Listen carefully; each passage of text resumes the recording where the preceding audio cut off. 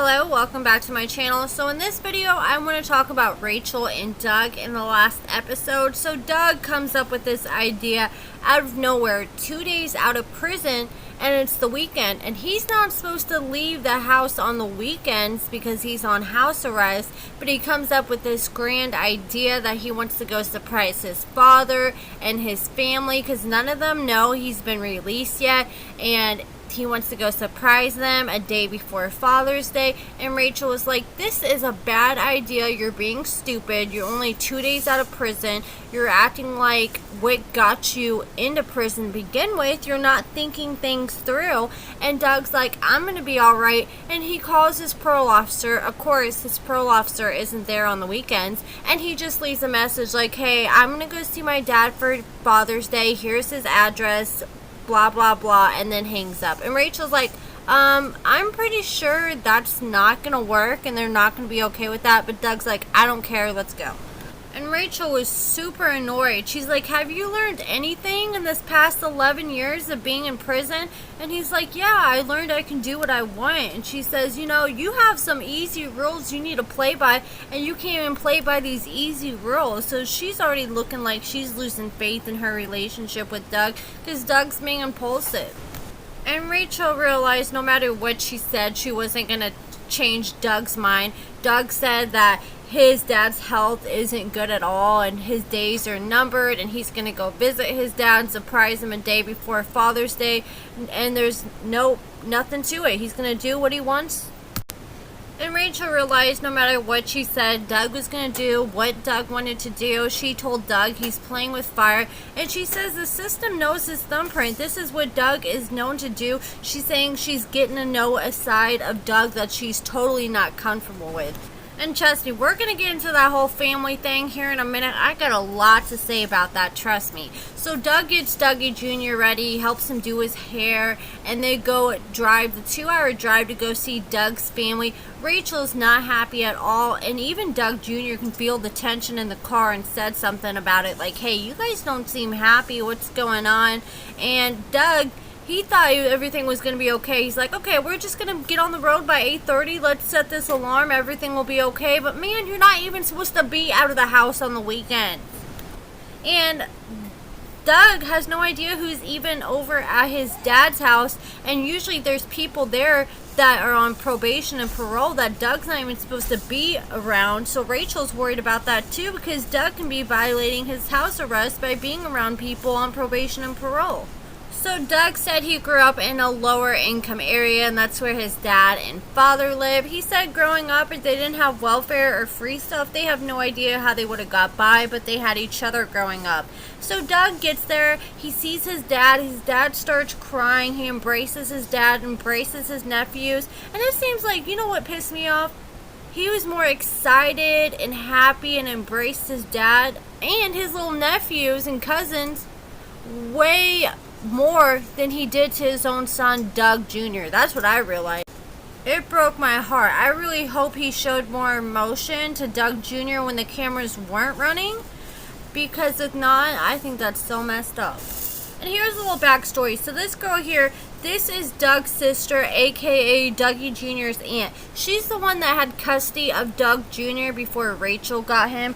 And Rachel, she has a son around Dougie Jr.'s age. She just chose for her son not to be on TV. The reason we're seeing Dougie Jr. on TV is because Dougie Jr.'s guardian at the time, the legal guardian, was Dougie Jr.'s aunt, aka Doug's sister, and she signed on for him to be on TV. Dougie Jr. is no longer with Rachel after Rachel filed for divorce, and Doug's had a new girlfriend since May, and she said that Rachel and Doug's been broken up for over a year now. There's rumors that Doug's sister, this girl, has Doug Jr. again. I sure hope not after I saw how she treated Doug Jr. in the last episode. But Doug's new girlfriend said that Doug Jr. is no longer with Rachel, but she said she won't say exactly where he is. And this is why I'm not a fan of Doug's sister, aka Dougie Jr.'s aunt. So she had this letter, and this is Doug's sister. Her name is Ashley. We're going to call her Ashley from here on out. So Ashley, she said that she had old letters that Dougie Jr. had written her, and she said she was going to expose Doug Jr. and show his dad, Doug, all the letters. And Doug Jr., he's like, please don't. He asked her not to talk about them, and he said if she did, he wouldn't forgive her. And Doug Sr., he kept pushing his sister Ashley to show him the letters, and you could see how hurt and upset Doug Jr. was. He's like, please don't, please. And so Doug has another sister, and she has purple hair, and she was standing up for Doug Jr. She told Doug's sister Ashley not to expose the letters, and that she never loved Dougie and was always mean to him, and that is why she let Rachel come and get him and didn't care about him. And she even said that Ashley hasn't even called Rachel once since Rachel has been taking care of Doug Jr. and cared to see how he's doing. So then Doug stood up for his sister Ashley and said that she did love him, and she was the only one to step up and take Dougie Jr. when no one else would. And the purple hair sister snapped back and said that the only reason she couldn't take Dougie Jr. is because her husband is a felon, or she would have. So he was defending Ashley, saying she loved him but was just giving him a hard time. And Dougie Jr. yelled for them to stop, and he started crying, and Rachel swooped in to hold him while he cried.